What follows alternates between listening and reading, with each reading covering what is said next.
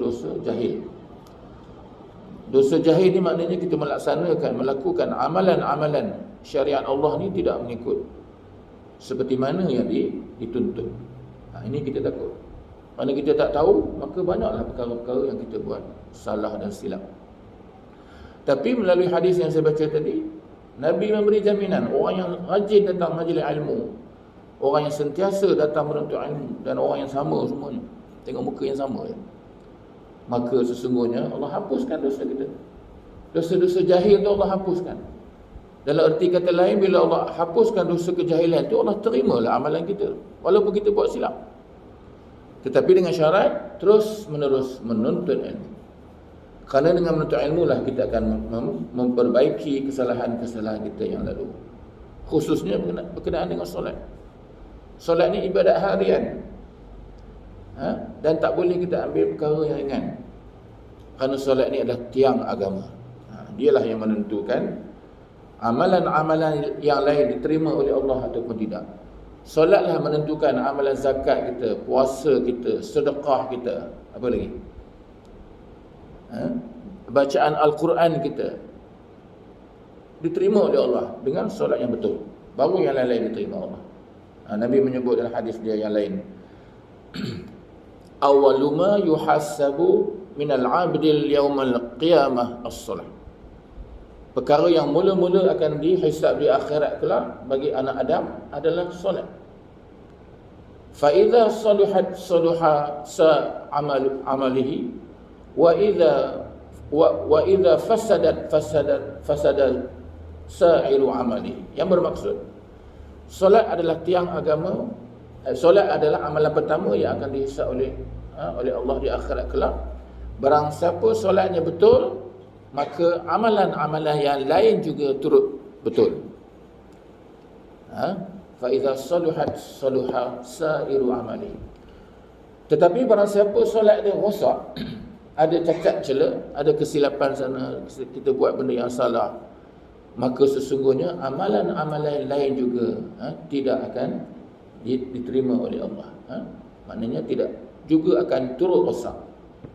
Kerana semayang dah rosak. Kerana semayang ni kita tahu Nabi menyebut solat ni tiang agama. Bila tiangnya tak ada, maka habislah, robohlah amalan-amalan yang lain, insya-Allah. Sebab itulah kita terus belajar dalam kelapangan yang Allah beri ini, terutamanya umur kita masih lagi dipanjangkan oleh Allah. Kita terus, saya mengingatkan diri saya, insya-Allah. Baik, kita terus menyambung kitab kita pada buku surat 43 43. Yang kelima, perkara yang kelima. Tuan-tuan yang mana belum ada ni, selalu saya peringat, dan carilah kitab ini, solat jemaah panduan imam dan makmum. Kita ambil sedikit pengajaran, mudah-mudahan dapat membetulkan kesilapan kita. Baik, kita baca yang kelima di atas sekali dulu. Imam memberi salam sebelum melakukan sujud sawi.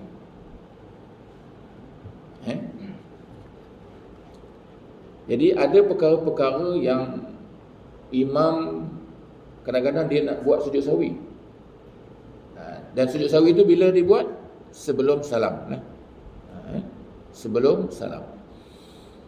Jadi kalau sebelum salam, maknanya makmum jangan beri salam lagi. Kerana kita tak tahu pun, kadang-kadang imam ni dia terlupa. Bila dia terlupa, lepas dia salam, dia teringat balik. Dia teringat dia boleh sujud sawi semula. Jadi kita kat belakang, bila imam sedemikian, maka kita kena ikut. Kecuali lah kita dah salam. Kalau imam salam, kita salam, maknanya kita dah keluar lah, tak apalah, selamatlah. Tapi kalau imam tu dia teringat balik, lepas dia salam, dia masuk balik dalam sembahyang, di sujud sawi, kita belum salam lagi, kita kena ikut dia, wajib ikut. Kalau tak ikut, maka batal sembahyang kita. Tak apa, kita tengok apakah perkara dia. Baik, yang pertama, makmum hendaklah menunggu dalam keadaan tasyahud akhir itu sehingga dipastikan imam benar-benar keluar daripada solatnya dengan salam tersebut. Barulah boleh makmum melakukan sujud sawi. Baik. Ada kala imam dia tak buat sujud sawi. Katalah imam ada terlupa ke apa-apa, dia tak buat. Kita nak buat boleh tak? Boleh. Tapi dengan syarat imam dah beri salam. Imam dah keluar sembahyang, maka bila imam dah keluar sembahyang, kita seorang-seorang kat belakang, kita boleh sujud sawi. Sujud sawi itu sunat. Maka benda yang sunat ni kalau boleh kita buatlah. Jangan kita tinggal. Dengan syarat imam dah keluar sembahyang. Jadi sebab itu bila kita nak keluar sembahyang, maka sebaik-baiknya bila imam selesai memberi salam kedua-dua, maknanya dia beri salam dua belah, Assalamualaikum warahmatullahi, Assalamualaikum warahmatullahi. Bila salam yang kedua tu barulah kita memberi salam. Jangan salam yang pertama. Walaupun salam pertama tu dibolehkan, tetapi dikurang fadilat dia kurang. Kerana bila kita salam yang pertama, sebab rukun salam yang pertama tu adalah rukun solat yang ke-12. Salam yang pertama tu wajib. Adapun salam kedua tu sunat. Tak payah salam kedua pun tak apa, sah. Tapi rugilah. Mana salam pertama tu wajib. Dan bila nak bersalam kena menyebut dengan betul, Assalamualaikum warahmatullahi. Ataupun yang setengah ulama kata boleh buat Assalamualaikum, pendek je kan. Boleh. Ataupun Assalamualaikum warahmatullahi. Warah tu kita berpaling. Jadi jangan kita menyebut, sebab dia rukun di samping dia fi'li, dia juga qauli, sebutan tu qauli, ucapan assalam tu rukun. Jangan sebut Assalamualaikum warahmatullahi, kita sebut Assalamualaikum. Dia patutnya Assalamualaikum. Sama juga baca Fatihah. Bismillahirrahmanirrahim kan. Memang batal. Bismillah tu tak boleh. Sepatutnya Bismillahirrahmanirrahim. Huruf ba.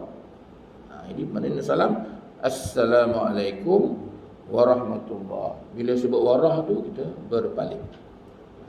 Itu salam yang pertama.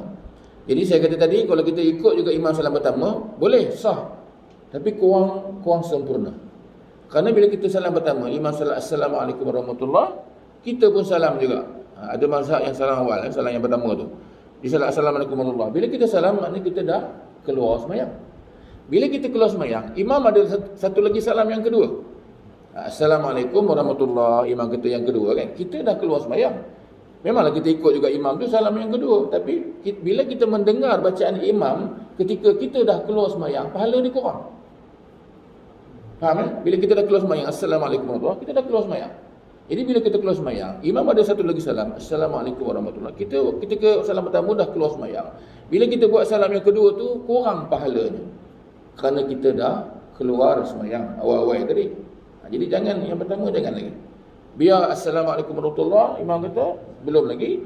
Assalamualaikum warahmatullahi. Lepas yang kedua tu, bila imam habis dia salam tu, sedetik lepas salam imam yang kedua, barulah kita salam Assalamualaikum warahmatullahi. Itu yang paling baik.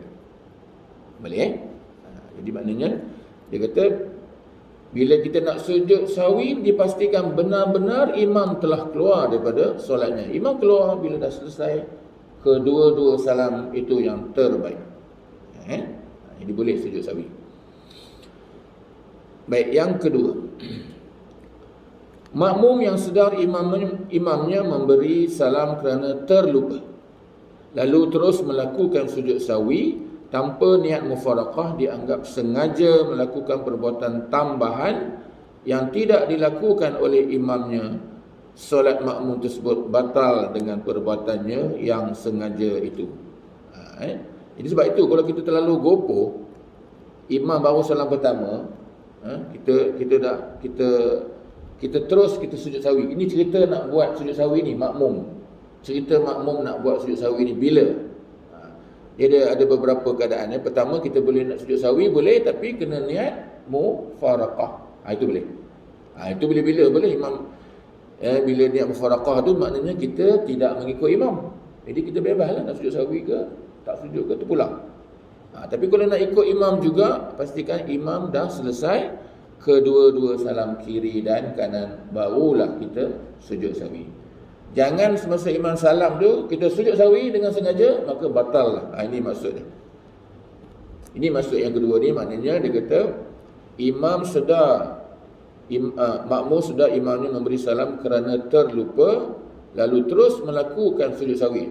Sujud sahwi itu kita buat sujud sahwi.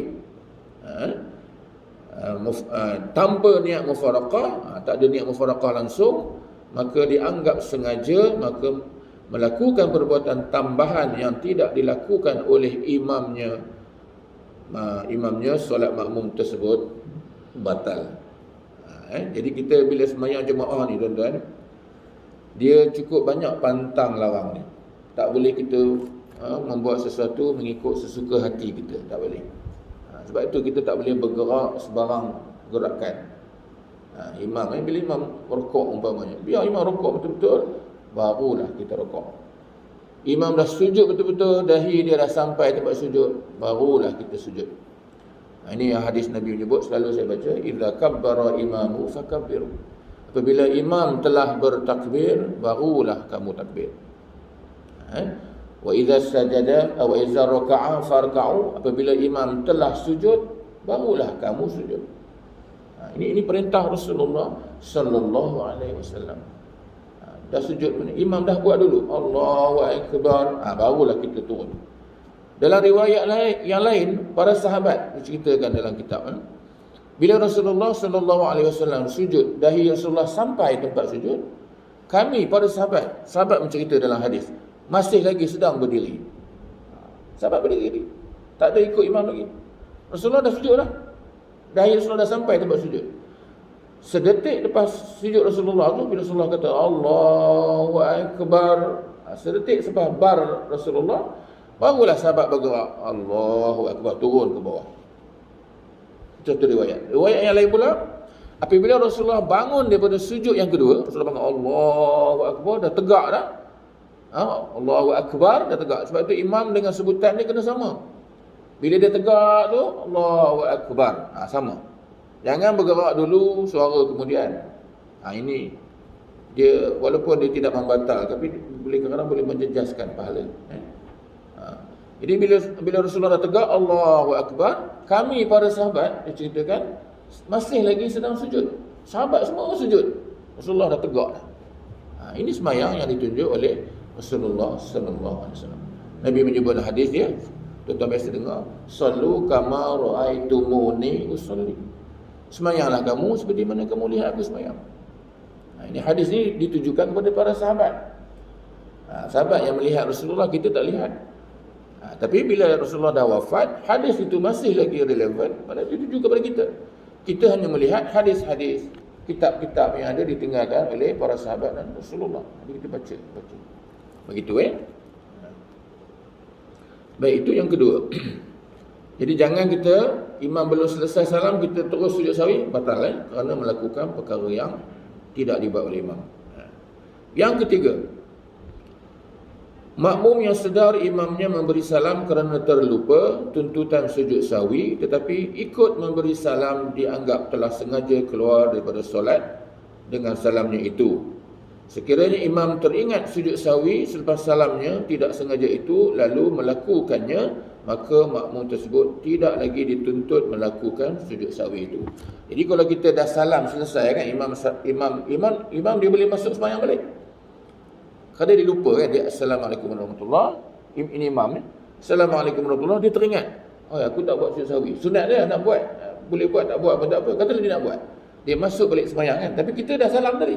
Bila kita dah salam, maknanya kita dah keluar sembahyang, kita tak perlu lagi sujud sahwi. Tetapi kalau kita sebaik-baiknya, kita jangan salam awal, tunggu dulu. Bila masuk sujud sahwi, kita ikut dia, lagi dapat pahala yang terbaik. Bila masuk sahwi, kita sujud sahwi ya. Sebab kita belum keluar sembahyang. Bila dah keluar, maknanya kita tak perlu sujud lagi lah. Sebab kita dah tidak mengikut imam. Ikut imam ni tuan-tuan, ada 4 perkara ni, dia berlainan keadaan. 4 perkara. Pertama, tahiyat awal kan. Tahiyat awal, hukum dia sunat ab'ad. Sunat ab'ad ni maksudnya, dalam sembahyang ni dia ada 2 jenis sunat. Sunat hai'ah dan sunat ab'ad. Sunat ab'ad, dia disunatkan kalau kita terlupa, kita buat sujud sahwi. Kalau terlupa, sunat ab'ad ni. Sunat Arba'ah ni duduk sudah terang dah. Dia ada 8 kan. 8. Di antaranya, katakan imam tidak melakukan tasyahud awal. Tahiyat awal kan. Tahiyat awal tu sunat dia. Jadi kalau imam tak buat tahiyat awal, makmum jangan buat. Hukum dia begitu. Imam tak buat, imam terus bangun, kita pun bangun ikut. Jangan kita duduk tahiyat awal. Imam dia lupa, aku buatlah. Maka kita batal sembahyang kita. Kerana kita tidak niat mufaraqah, kita menambah benda yang imam tak buat. Sebab sunat. Dan jangan tegur imam. Sebab benda yang sunat. Takut bila tegur imam turun, dia dah bangun, dia lupa. Subhanallah, dia turun balik, dia boleh membatalkan sembahyang. Kenapa batal? Dia dah sebut. Kerana bila dia dah berada diri dengan syarat, dia dah berdiri tegak lah. Kalau dia baru bongkok, dia turun balik, itu tak apa. Sebab dia belum lagi masuk di ruangan rukun berdiri tu. Rukun berdiri tu dia masuk bila dia dah berdiri, ataupun dia melepasi daripada rukuk. Rukuk macam ni kan. Dia dah tegak, dah habis tegak dah. Ni tak boleh turun dah. Sebab dia dah masuk ruangan berdiri. Ataupun dia dah tegak betul, tak boleh. Sebab bila berdiri tu hukum dia wajib. Bila dia turun balik, dia nak mengambil, nak buat tahiyat awal. Tahiyat awal hukum dia apa? Sunat. Jadi meninggalkan wajib, ambil yang sunat, itu boleh membatalkan sembahyang. Jadi kalau imam lupa, tak apa, ikut biar. Imam lupa takbir raya kan. Raya sebelum raya, imam bagi taklimat. Tuan-tuan, sembahyang raya ni, rakaat pertama 7 kali takbir. Rakaat kedua 5. Okay. Rakaat pertama ingatlah 7 kali. Allahu Akbar, Allahu Akbar. Bila tiba rakaat kedua, dia terlupa. Bila terlupa, makmum ikut. Tak perlu tegur. Sebab benda tu sunat. Kita yang perlu kita tegur, perkara-perkara yang boleh membatalkan sembahyang. Benda-benda yang wajib. Fatihah salah, tu tegurlah. Tertinggal rukuk tak buat. Rukun tak buat rukuk, batal sembahyang. Yang wajib kita tegur. Yang sunat ni biar. Jadi sebab ada yang berlaku kan. Imam tu terlupa takbir raya rakaat kedua, makmum tegur subhanallah tegur. Imam dah agak berat, terkejut kalau dia ulang balik tak ada masalah. Tapi benda tu tak payah tegur. Takut imam tu tersilap, tersyasyul ke apa lagi teruk. Kalau imam tu batal, habis semua batal semua. Jadi kita kena tengok keadaan lah. Sebab tu kita kena belajar okey. Jadi benda yang sunat, itu yang pertama. Imam tak buat tahiyat awal, kita tak buat, terus bangun. Okey, kalau imam buat, kita ikutlah. Sebab itu ikut imam ni banyak syarat-syarat dia. Baik, itu yang pertama, tahiyat awal. Yang kedua, qunut. Imam buat qunut, kita boleh buat qunut. Kita ikut qunut lah. Tapi kalau imam tak buat qunut, kita boleh buat. Ini hukum yang berbeza. Berbeza dengan tahiyat awal tadi. Tahiyat awal, apa imam buat, kita wajib ikut. Imam tak buat, kita jangan buat. Imam buat, kita buatlah. Tapi kalau qunut, imam tak buat, kita boleh tak buat. Imam buat, kita boleh tak buat. Dan kita boleh buat. Imam tak buat, kita boleh buat. Dia fleksibel. Kenapa dia fleksibel? Kerana qunut ni, dia hanya berdiri. Dia berdiri, dia angkat tangan kan, berdiri. Dia berdiri itu, dia tidak dianggap melakukan perkara-perkara tambahan yang imam tak buat. Sebab itu bila kita sembahyang di Mekah, dia tak ada buat qunut. Kita nak buat, boleh. Tapi syarat dia imam Mekah. Sebab itu imam Mekah kadang-kadang dia tahu, dia kata mazhab Syafi'i ni ramai ikut dia. Dia melambatkan i'tidal tu, dia melamakan i'tidal. Dia lama, sami Allahu liman hamidah, Rabbana walakal hamd. Tunggu. Kerana waktu ketika itu mazhab Syafi'i angkat tangan. Boleh angkat tangan, dia sunat. Dan dia tidak dianggap perkara yang tambahan yang imam tak buat, tak. Sebab dia sambil berdiri. Berdiri qunut tu, kita hanya angkat tangan, kita baca qunut. Syarat dia mesti baca qunut yang pendek lah. Kenapa tak boleh baca yang panjang? Kerana kita takut tertinggal daripada imam. Bila tertinggal daripada imam, satu rukun tertinggal, hilang pahala jemaah. 2 rukun tertinggal, batal sembahyang. Sebab itu kita baca doa qunut yang pendeknya, bunyinya macam mana? Allahumma ghfirli ya ghafur. Kalau kita di Mekah ke, ataupun kalau kita berada di Perlis ke, boleh kerana tak buat kan. Ini terus ya. Tak payah angkat tangan, tak apa. Yang penting baca tu. Angkat tu sunat. Kalau angkat lagi baiklah. Maknanya kita Allahumma ighfir lil muslimin Allahumma wahdini fi man hada, itu yang panjang kan. Jadi jangan baca panjang dulu. Kalau kita seorang-seorang tak apalah. Tapi kalau berjamaah yang imam tak buat, baca pendek. Allahumma ighfirli ya ghafur. Wahai Tuhan yang Maha Pengampun, ampunkanlah dosa aku. Itu maksudnya pendek. Boleh. Kenapa baca pendek? Kerana kita imam dia tak buat, dia akan terus sujud. Bila dia sujud, kita duduk baca yang panjang tadi, imam dah duduk antara sujud, kita belum ambil lagi panjang kan. Jadi boleh, risiko dia boleh batas sembahyang kita. Dia ambil yang pendek, disempat sujud bersama-sama imam dan iktidal. Baik, itu yang kedua. Ini hukum bila solat berjamaah tu, saya sebut tadi, bila tahiyat awal lain, kunut lain. Kunut ni imam tak buat, kita boleh buat. Imam buat, kita boleh tak buat. Boleh, hukum dia boleh begitu. Sebab kunut ni, dia sambil berdiri itu tidak dianggap perkara yang tambahan yang dibuat oleh makmum. Baik, itu yang kedua. Yang ketiga, sujud sawi. Sujud sawi Sujud sawi ni kalau imam buat, makmum wajib ikut buat. Imam sujud sawi, kita wajib sujud sawi. Kalau imam tak sujud, kita boleh tak sujud, memang jangan sujudlah. Kalau nak buat juga, kena mufaraqah satu, ataupun tunggu imam selesai keluar semayang, dah salam kedua-duanya, baru kita sujud. Boleh kalau kita nak buat. Hukum dia berbeza. Imam tak buat, kita jangan buat. Imam buat, kita buat. Tapi kalau imam tak buat, kita nak buat, boleh. Tapi pastikan dah keluar semayang. Boleh. Itu. Samalah juga bila sujud tilawah. Tadi sujud sawi. Sujud tilawah, imam buat, makmum wajib ikut. Dan makmum kena jangan terlewat. Imam Allah, lepas sujud, dia sujud sujud Allahu Akbar. Terus sujud sekali je. Sujud tilawah tu, sujud sejadah. Jadi kita jangan lewat. Kalau kita baru nak turun, imam dah bangun, maka kita tak boleh turun lagi dah. Ini kan cepat.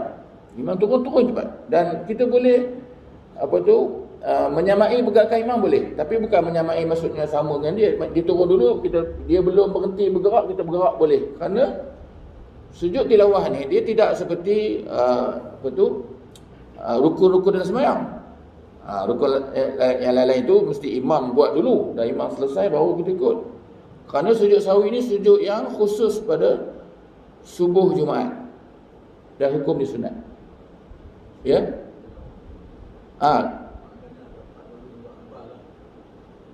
Tak payah, turun je. Turun. Kau nak sebut Allah Akbar pun boleh, tak ada masalah.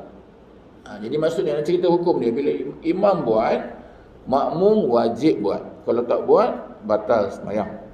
Dan bila imam sujud, kita kena segera sujud juga. Maknanya jangan tangguh. Jangan imam dah bangkit, kita baru nak sujud, maka kita tak boleh sujud dah ketika itu. Kena terus berdiri juga. Sebab kita tak boleh terlambat daripada imam. Ini hukum-hukum yang kita kena tahulah dari awal.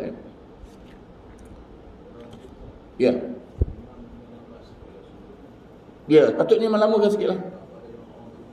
Ya, betul. Sebab itu imam ni, dia kena memahami makmum dia. Sebab tu masa dia nak jadi imam, dia akan lihat makmum dulu. Bila dah selesai iqamat kan, bila dia kata La ilaha illallah, okey, imam pegang mic, lurus rapat masa, dia tengok, dia scan, ada tak orang tua, ada tak kanak-kanak, tak ada, okey. Bila ada orang tua, ini mesti dia lambat. Jadi kita, pergerakan kita jangan kita percepatkan, sederhana. Boleh?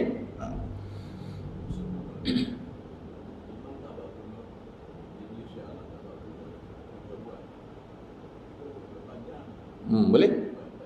Dengan syarat dia imam tak buat tu, dia tunggulah. Kalau dia terus sujud laju, kita takut, masalahnya takut tertinggal daripada imam tu.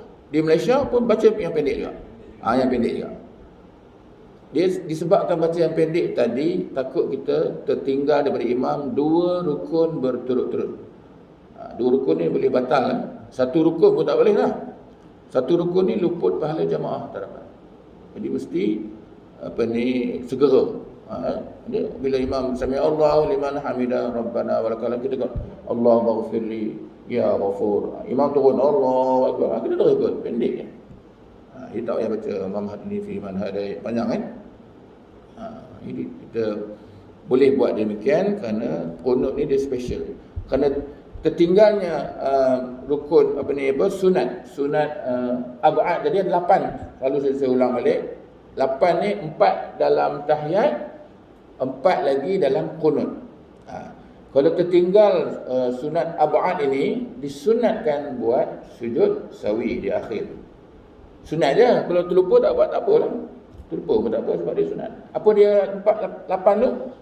Pertama, duduk tahiyat awal. Kita terlupa duduk tahiyat awal, tu orang bangkit. Maknanya kita dah ingat balik, aku tak buat tadi. Akhir semayang tu, sujud sawi. Pertama, tertinggal duduk tahiyat awal. Yang kedua, tertinggal bacaan tahiyat awal. Tak baca tahiyat awal langsung kan. Walaupun dia duduk, tapi dia tak baca. Terlupa ke, apa ke. Tapi jaranglah berlaku. Tapi kalau berlaku, dia tak baca, dia teringat lepas tu, sunat sujud sawi. Sebelum salam ni. Jadi mana duduk tahiyat awal, baca tahiyat awal, selawat Nabi dalam tahiyat awal. Selawat Nabi dalam hukum sunat. Kita terlupa kan. Di hujung sembahyang tu sujud sawi. Sebab dia tuntutlah, kalau kita terlupa tadi dia tuntut sujud sawi. Yang keempat, doa keluarga Nabi dalam tahiyat akhir. Yang keempat, kita terlupa doa Nabi kama sallaita ala Ibrahim wa ala ali Ibrahim wa barik ala Muhammad wa ala ali Muhammad. Itu doa kepada kerabat ataupun keluarga Nabi. Kita tak buat yang tu, katakan. Jadi disunatkan di akhir tahiyat tu sebelum salam tu sujud sahwi. Kerana terlupa tadi. Sahwi itu maknanya lupa. Sahwi, sujud sahwi itu sujud kerana terlupa. Itu empat dalam tahiyat lah, tahiyat awal dan tahiyat akhir. Lagi 4 dalam kunut.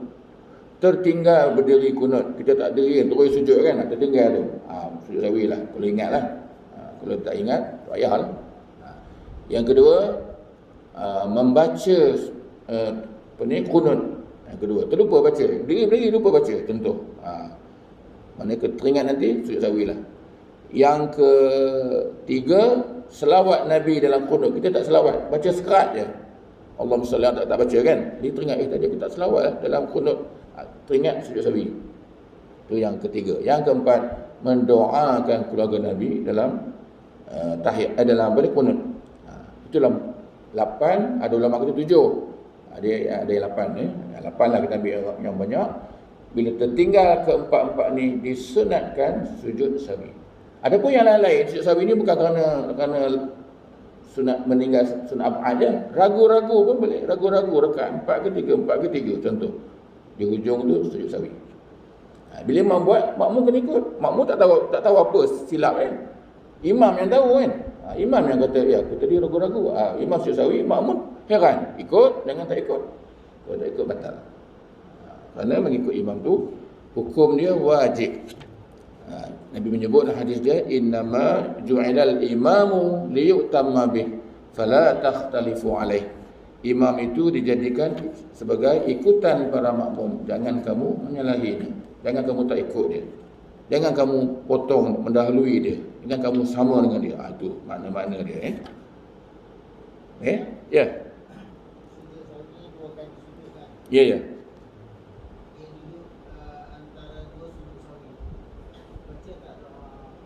Ada ulama kita baca macam doa biasa. Ada ulama kata diam. Ada dua pendapat lah. Jadi kalau tuan-tuan sujud sahwi ni memang disunat 2. Kalau kita buat satu sah tak? Sah. Satu pun sah. Kata kita buat satu je. Jadi sah. Tapi sebaik-baiknya kita buat 2 lah. Sebab Nabi buat 2, kita buat 2 lah. Dan duduk antara dua sujud tu nak baca apa? Ada ulama kata kita baca Rabbi fir doa duduk antara dua sujud tu. Rabbi firli warhamni wajburni, boleh, ataupun diam saja. Itu sujud kali kedua. Sujud tu bacalah. Maknanya subhanallahi la yanamu wa la yashu. Itu sujud sahwi kan, baca 3 kali. Boleh jadi boleh. Boleh sah Baik, yang keempat ni belum baca lagi. makmum yang turut memberi salam bersama imam kerana imam lupa tuntutan sujud sahwi, wajib kembali melakukan sujud sahwi saat imamnya kembali melakukan sujud tersebut setelah teringat daripada kelupaannya kerana keikutannya belum terputus dengan salam imam yang terlupa itu. Ini kalau kita belum salam lagi lah. Imam dah salam dah. Assalamualaikum warahmatullahi. Assalamualaikum warahmatullahi. Imam teringat, aku tak sujud lagi. Dia terus sujud. Boleh. Ataupun kalau dia tertinggal, aku tertinggal satu rakaat, dia bangun balik. Imam tadi, dia kena bangun balik. Jadi mana situasi itu kita kena tahu. Jadi bila imam dah sujud, kita belum salam lagi, mana kita masih lagi berada dalam solat. Imam sujud sahwi, kita ikut. Jangan tak ikut. Yang tak ikut tadi, kalau kita salam bersama-sama imam, Assalamualaikum warahmatullahi, kita pun salam juga. Itu kita dah keluar lah. Imam ada satu salam lagi. Assalamualaikum warahmatullahi, imam teringat, imam sujud. Kita tak payah sujud lah. Sebab kita dah salam yang pertama tadi. Sebab tu sebaik-baiknya kita jangan salam. Tunggu habis imam salam yang kedua, yang paling baik. Nak menambah rakaat pun bila dah habis imam salam kedua, barulah kita bangun berdiri. Ada orang salam pertama dah kita bangun pun boleh, tak ada masalah. Saya ceritakan yang terbaiknya begitu. Jadi maknanya kita ada keadaan-keadaannya kita bila nak imam keluar semayang ni, biar betul-betul imam keluar baru kita keluar. Samalah juga bila imam masuk semayang. Bila imam masuk sembahyang, bila dia menyebut takbiratul ihram, Allahu akbar. Bila dia sebut bar tu baru dia masuk sembahyang. Sebelum daripada bar dia tak masuk lagi. Dia kata Allahu, belum masuk lagi. Allahu belum masuk lagi, baru Allahu Allahu akbar. Bila bar tu sedetik lepas bar putuskan. Kalau kita imam Allahu akbar, kita pun angkat juga. Itu pun dia ada sambung kat situ, tak boleh. Allahu akbar, sedetik tu, barulah Allahu akbar. Itu bila imam dah masuk, baru kita masuk. Kalau kita sama dengan imam masuk, kita masuk juga, sembahyang kita terus batal. Kerana imam belum masuk sembahyang, kita pun masuk juga. Mana boleh? Tunggu dia buat dulu. Kita tengok berdiri pun tahulah. Allah menyusun orang sembahyang jemaah. Imam dia mesti ke depan. Dia duduk depan, dia tak boleh duduk belakang. Makmum depan, batal sembahyang. Di Mekah umpamanya, di Mekah sembahyang kita menghadap kiblat, Kaabah. Menghadap Kaabah kan. Kita nampak imam sebelah sana. Kata kita sembahyang di Mekah, Masjidil Haram, nampak imam sebelah sana. Tapi nampak imam pun kita masih lagi di belakang garisan imam tu. Bulatan tu kan, bulatan. Imam katakan berdiri pada bulatan yang pertama. Kita kena diri bulatan yang kedua. Kita di belakang. Walaupun kita menghadap di sana, kita sini. Kalau sama dengan imam, atau potong dia, kita depan daripada dia, batal sebenarnya. Itu pun Allah dah tunjuk dalam segi kedudukannya. Imam dia ke depan, dia kena buat dulu apa-apa hal. Dia dah dibuat, barulah kita buat. Ini yang dia sebut Imam Ahmad Ibn Hanbal. Dulu saya dah sebut dah. Dalam kitab ada kitab dia. Tajuk kitab dia, Betulkanlah Solat Anda. Dia pernah merantau zaman dia tahun 240 Hijrah. Kita dah 1442 kan. Tahun Hijrah 1442. Dia tahun 240 Hijrah. Maknanya awal lagi lah. Rasulullah wafat 10 Hijrah. Jadi Rasulullah wafat 10. Jadi ini 240. Ketika zaman dia dalam cerita kitab dia cerita, dia kata saya telah pergi menziarahi 100 buah masjid zaman dia, Imam Ahmad ni. Jadi bila dia semayang dia kata dalam kitab disebut, dia kata kebanyakan tempat yang saya semayang tu, 100 buah masjid tu tidak mengikut sunnah Rasulullah sallallahu alaihi wasallam. Mana ramai yang buat tak betul. Ada yang sama dengan imam, ada yang mendahului imam, ada yang tertinggal daripada imam. Ini tiga tu tuan ingat. Jangan mendahului imam, potong imam, jangan sama dengan imam, jangan tertinggal daripada imam. Zaman dia dah berlaku. Bila zaman dia pun dah ramai macam tu, apatah lagi zaman kita ni. Tambah pula bab semayang tak ramai orang mengajar. Semayang ni kena jaga betul-betul. Sebab semayang ni tiang agama. Bila tiangnya dah rosak, tak apa kuat, maka robohlah. Tak boleh nak menampung amalan-amalan yang lain. Walaupun sebaik mana amalan kita, kita bersedekah bagus, rajin bersedekah, alhamdulillah. Rajin pergi haji, rajin pergi Mekah, rajin apa ni mengeluar zakat, tapi sembahyang kita tak boleh. Itu sebab itu. Lagi saya buka kepada soalan ni. Soalan lagi. Ya. Ya. Okey. Baik, kita nak ikut imam ya. Ikut imam ni. Bila nak mengikut imam, dia ada dua pendapat lah. Ada kata cuit. Tapi cuit ada ulama dia tak setujulah, kerana bila mencuit itu mengganggu kekhusyukan makmum tu lah. Dan nak cuit tu waktu bila? Waktu dalam semayang. Mana kita nak ikut imam tu, jangan kita sampai-sampai cuit dulu baru kita angkat tak. Ini tak. Itu di luar semayang. Mesti dalam semayang. Mana kita angkat takbir, Allahu Akbar. Ketuk belakang. Mana kita nak ikut dia, ketuk belahan je. Tapi ada ulama kata bila ketuk belakang dia boleh terkejut. Yang orang tua ke siapa-siapa lah, imam-imam yang khusyuk tu. Jadi sebaik-baiknya kita takbir secara kuat sedikit. Pergi belakang dia, Allahu Akbar. Bila dia dengar tu, ada orang ikut aku. Itu yang terbaik. Ada ulama kata sedemikian. Pendapat dia banyak, tapi yang saya inilah ikut yang kedua tu. Kita takbir kuat, Allahu Akbar. Jadi mana dalam sembahyang, Allahu Akbar, cuit ataupun tak payah cuit pun tak apa, Allahu Akbar. Ataupun nak menarik kawan kita di depan tu, katalah kita sah pertama dah penuh. Tiba-tiba kita datang seorang, kita duduk di tengah-tengah tu, hukum dia makruh tuan-tuan. Katalah sah pertama, sah kedua ke dah penuh, kita nak masuk sah yang ketiga. Jadi kita seorang mana orang lain. Jadi kita takbir Allahu Akbar, hukum dia makruh. Jadi sebaik-baiknya jangan kita takbir lagi. Kita pergi sebelah kanan ataupun sebelah kiri, yang sebaiknya belah kanan. Kita takbir di belah kanan tu, Allahu Akbar, kita tarik kawan depan. Pegang baju dia, tarik perlahan. Dan orang yang kena tarik tu kena faham lah. Kalau dia tak faham, dia tolak tak, apa ni? Dia tak tahu, ini nampak sangat. Tak reti. Memang ada hukum begitu. Tujuan dia tarik, bila tarik, kita kena bagi ruang lah, ada ruang sikit. Di tepi dinding tu ada ruang dia untuk dia undur. Maknanya Allahu Akbar, tarik, dia undur. Jadi kalau yang faham, dia undur lah. Bila undur, dah ada dua orang, betul? Di saf ketiga tadi dah ada dua orang. Untuk nak membentuk saf, mesti minimum dia dua orang. Seorang-seorang dia tidak dipanggil saf. Seorang-seorang tak. Dua baru panggil saf. Jadi bila dah ada dua orang, baru dapat pahala saf yang ketiga. Kalau seorang-seorang terpacak tu, makruh. Jadi panggil dia, tarik, panggil dia sama. Bila dah sama, okeylah, tak ada masalah lah. Katalah, bila tu datang lagi seorang lagi, katalah. Dah tiga orang kan. Jadi yang dah tiga orang, yang kita tarik tadi, dia pun perasan, dah tiga dah ramai dah, 4-5 orang ni. Dia kena ke depan balik. Sebab depan tu dah kosong. Langkah ke depan balik. Dia sendiri melangkah lah. Tak payahlah orang suruh dia langkah. Itu cantik yang tertib sembahyang berjemaah ni. Dia ada cara-cara dia. Kita umpamanya kita lambat, imam dah sembahyang kan. Kita lambat, kita kat pintu tu. Kata dah ada satu saf je, kita takut tertinggal imam sujud. Takbir kat dekat pintu tu. Seorang-seorang kita Allahu Akbar. Imam dah rukuk, kita rukuk tak apa lah.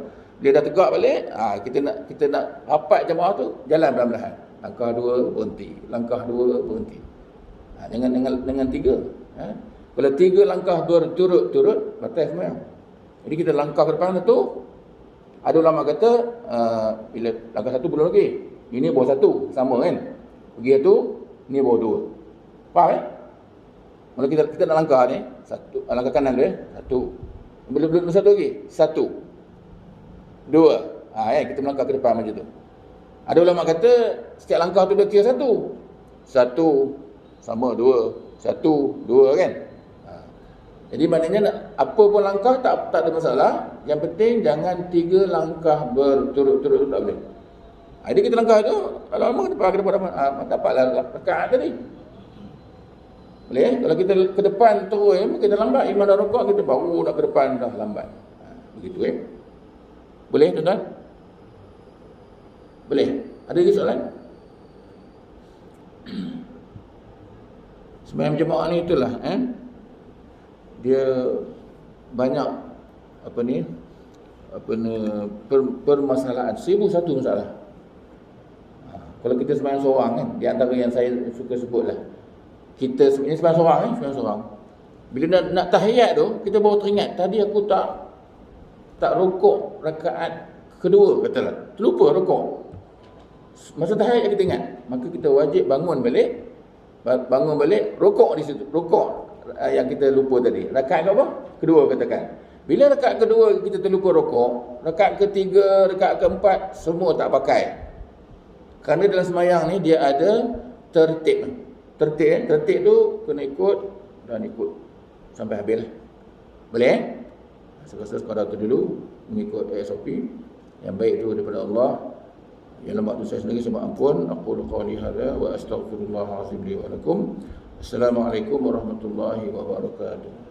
Bismillahirrahmanirrahim. Alhamdulillahirabbil alamin wassalatu wassalamu ala asyrafil anbiya'i wal mursalin wa ala alihi washabihi ajma'in. Allahumma jam'ana hadza jam'an marhuma wa tafarraqna min ba'dihi tafarruqan mubarakan ma'suma wa la taj'al fina wa la ma'ana shaqiyyan wa la mahruma bi rahmatika ya arhamar rahimin. Wassallallahu ala sayyidina Muhammad wa ala alihi washabihi ajma'in. Walhamdulillahirabbil alamin. Taqabbalallahu minna wa minkum. Minna wa minkum.